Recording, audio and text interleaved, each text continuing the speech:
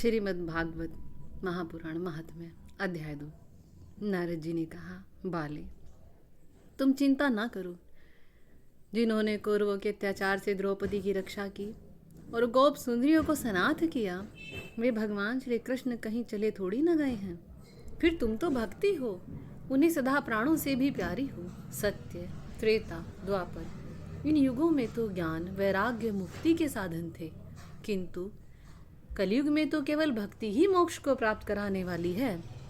अपने भक्तों का पोषण करने के लिए ही तो परमानंद चीन मूर्ति ज्ञान स्वरूप भगवान श्री कृष्ण श्री हरि ने तुम्हें रचा है, और उन्होंने प्रसन्न होकर मुक्ति को तुम्हारी दासी के रूप में दिया है और ज्ञान वैराग को पुत्र रूप में। तुम बैकुंठ धाम में ही भक्तों का पोषण करती हो। तुमने तो यहाँ छाया रूप धारण कर रखा है। कलयुग में तो तुम्हारी दासी मुक्ति पाखंड रोग से पीड़ित होकर क्षीण होने लगी थी, तब वह तुम्हारी आज्ञा से वैकुंठ चली गई और ज्ञान वैराग्य को तुमने यहीं रखा है। नारद जी कहते हैं कि सुमुखे, कलयुग के समान कोई भी युग नहीं है। इस युग में मैं तुमको घर घर में प्रत्येक पुरुष के हृदय में स्थापित कर दूंगा।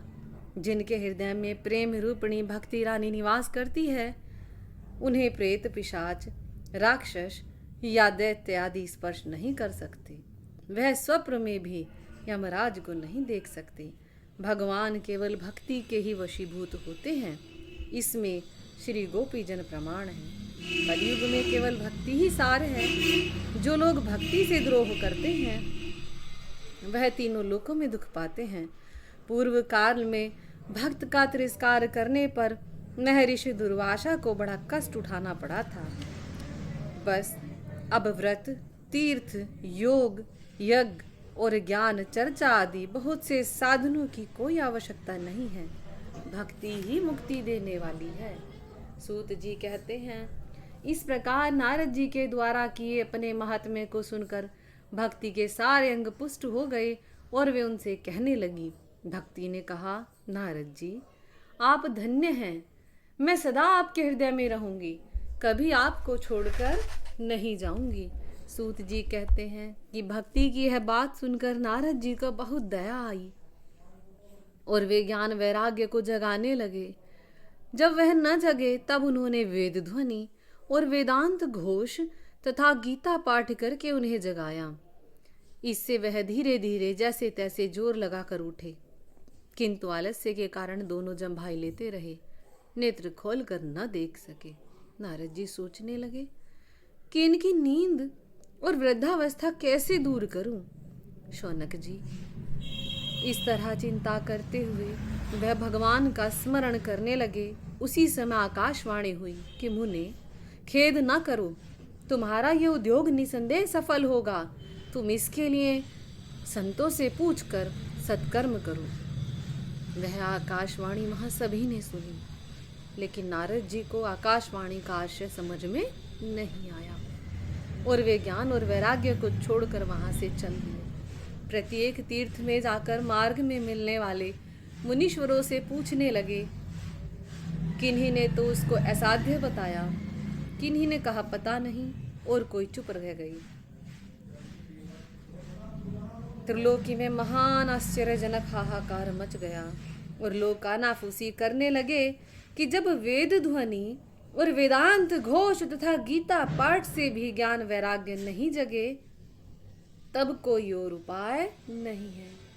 जब स्वयं योगी राज नारद जी को भी इसका ज्ञान नहीं, तो दूसरे संसारी लोग तो बता कैसे सकते हैं। तब नारद जी बहुत चिंतातुर हुए और बद्रीनाथ में आए कि ज्ञान और वैराग्य को जगाने के लिए तप करूंगा। तब वहां उन्होंने करोड़ों सूर्य के समान चमकते हुए सनकादि मुनि को देखा। नारद जी ने कहा, महात्माओं, इस समय बड़े भाग्य से आप लोगों के साथ मेरा समागम हुआ है। आप देखने में ही 5 वर्ष के बालक लगते हैं, लेकिन हैं तो पूर्वजों के भी पूर्वज। आप तो बैकुंठ धाम में रहकर ही भगवत लीला का रसास्वादन कर उसी में उन्मत्त रहते हैं। एकमात्र भगवत कथा ही आपके जीवन का आधार है। हरि शरणम, भगवान ही हमारे रक्षक हैं। मंत्र सदैव आपके मुख में रहता है। इसी से काल प्रेरित वृद्धावस्था भी आपको बाधा नहीं पहुंचाती। पूर्व काल में आपके भ्रुकुटी मात्र से ही भगवान के द्वारपाल जय विजय पृथ्वी पर गिर गए थे और आपकी ही कृपा से पुनः वैकुंठ पहुंच गए। इस समय आपका दर्शन बड़े सौभाग्य से हुआ है। मैं बहुत दीन हूँ और आप दयालु। आप मुझ पर कृपा करके यह बताइए कि आकाशवाणी ने जो साधन कहा था वह कौन सा है? कैसे ज्ञान और वैराग्य को सुख मिले और इसकी किस तरह सब वर्णों में प्रेम पूर्वक प्रतिष्ठा की जा सकती है? सनकादि ने कहा, नारद जी आप धन्य हैं, आप चिंता ना करें। आप विरक्तों के शिरोमणि हैं, श्री कृष्ण दासों के शाश्वत पथ प्रदर्शक एवं भक्ति योग के आधार हैं। अतः आप भक्ति के लिए जो उद्योग कर रहे हैं यह आपके लिए आश्चर्य की बात नहीं है। भगवान के भक्त के लिए भक्ति की समय की स्थापना करना सदा ही उचित है।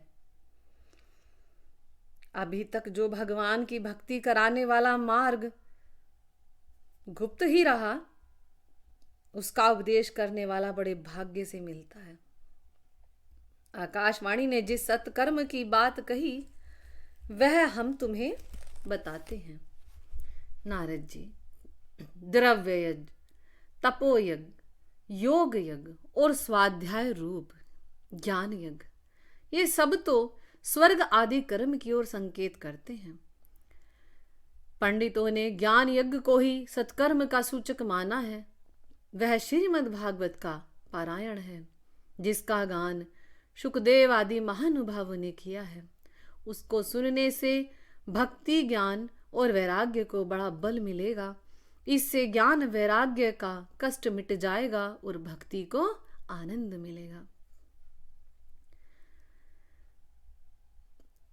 सिंह की गर्जना सुनकर जैसे भेड़िए भाग जाते हैं, उसी प्रकार श्रीमद् भागवत की धुनी से कलयुग के सारे दोष नष्ट हो जाते हैं। नारद जी ने कहा, मैंने वेद वेदांत की ध्वनि और गीता पाठ करके उन्हें बहुत जगाया, किंतु भक्ति ज्ञान और वैराग्य तीनों नहीं जगे। इस स्थिति में वे श्रीमद् भागवत सुनने से कैसे जगेंगे? आप मेरा यह संदेह दूर कीजिए। सनकादि ने कहा, श्रीमद् भागवत की कथा वेद और उपनिषदों के सार से बनी है, इसीलिए उनसे अलग उनकी फल रूपा होने के कारण वह बड़ी उत्तम जान पड़ती है।